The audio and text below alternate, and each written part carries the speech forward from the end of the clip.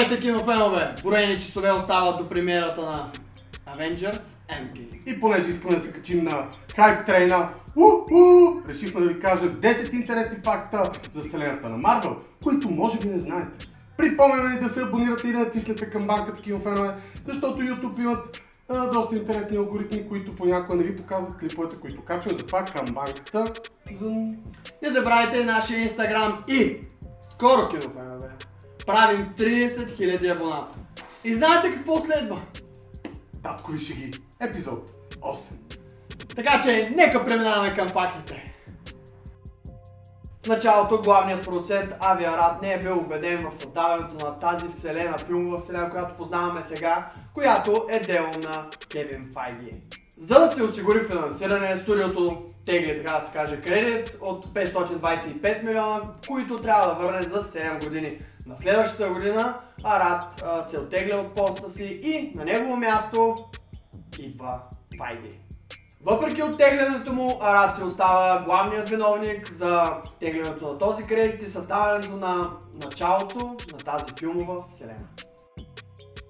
Кинофенове, ако не знаете, всяка вселена на Марвел има кодово наименование. Тяхната оригинална вселена, която Стан е създал през 60-те години, носи наименованието Земя 616 или Земя Прайм. Други интересни вселени са, например, Земя 1610, която реално се явява ребутната Ultimate версия на комиксите. Също така има една много интересна вселена, която е 2149, където един смъртоносен вирус превръща всички суперзлодеи и супергерои в зомбита. Ако се чудите, кинофенове, кое е числото, под което се подвизява тяхната филмова вселена, то това е 199 999. Първият получил роля в вселената е Терънс Хауърд, който изиграва ролята на най-добрия приятел на Тони Старк, Роудс.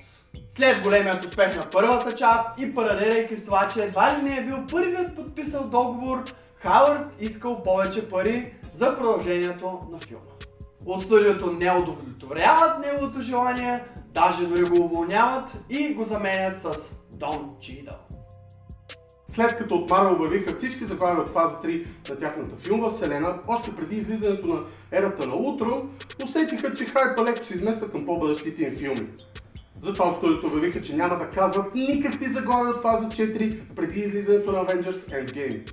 За момента първият и единствен обявен филм от фаза 4 се явява Спайдермен далеч от дома. Може би най-важният факт до сега, а именно, ако не сте разбрали, Disney купи правата, повечето от правата за 21st Century Fox за 72 милиарда долара. Сега, след като сделката е напълно финализирана, студиото ни е обещало да видим герои от X-Men и от Фантастичната четворка заедно с Отмъстителите. Но това няма как да стане в следващите поне 3-4 години, защото студиото обявиха, че все пак ще имат план и ще се го следват както трябва.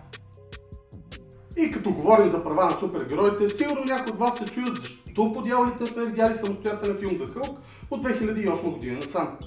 Работата е там, че последният филм, който видяхме с Едвард Нортън, е всъщност копродукция с студио Universal, които реално държат правата за разпространение на героя. Дори от Marvel да решат да направят самостоятелен филм за Хълк, то най-вероятно от Universal ще откажат разпространението му. Но това не ни пречи да виждаме Хълк в други познати филми, като Отмъстителите и Тор, които Marvel разпространяват сами. За да избегнат ликове и фалшиви истории, Marvel прибягва до това, като може би повечето големи продукции, да дават, така да се каже, фалшиви сценарии на своите актьори. По последни слухове и данни, единствено Робърт Дауни Джуниор знае всичко, каквото ще се случи в целият филм. Но все пак това не попречи преди няколко дни да излязат разни фалшиви неща, сцени, снимки и така нататък, но можем да кажем, че актьорите не са виновни за това. С обявяването на своя собствена стриминг платформа, която има за цел да се конкурира с Netflix, от Disney и Marvel решиха да обявят и няколко заглавия, които така да вдигнат хайпа към предстоящото откриване. Към момента се знае, че това ще бъдат най-вероятно сериали, отразяващи събития от самата филмова вселена, в които ще участват и познати герои. Някои от обявените заглавия са, например, The Falcon and the Winter Soldier, WandaVision, Loki и Hawkeye. Очаква се да видим тези заглавия с стартирането на платформата през 2021 година по Disney+.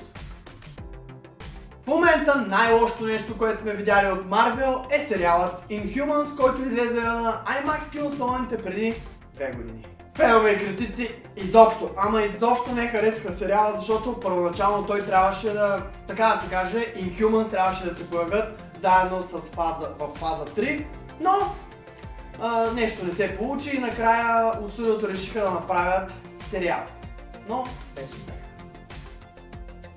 Преди с излизането на Endgame Marvel да счупят всякакви бокс-офис рекорди, е редно да обявим и досегашните им постижения. До момента от студиото за 11 години са пуснали цели 21 филма, като за продуцирането на всички тези проекти са отнели някъде между 3,9 и 4,2 милиарда долара. Цифрите стават и все по-фрапантни, кинофенове, когато започвам да говорим и за генерираните приходи от самите филми. Те до момента са, може би, със сигурност над 19 милиарда, а с излизането на Endgame със сигурност ще чукнат 20. Просто Marvel пръска. Това беше от нас, кинофенове. Надяваме се нашето видео да ви е харесало и очаквате ли се търпение на нашето ревю за Отмъстителите, което идва съвсем скоро. Напишете ни долу в коментарите дали подобен тип видеа ви харесва, дали искате още интересни факти и за какво. Също така абонирайте се и натиснете тази камбанка, можете да ни последвате и в Instagram, линкът ще има долу в описанието. Това бяхме ние, Мишо и Ники. Чао! Чао, чао! Утре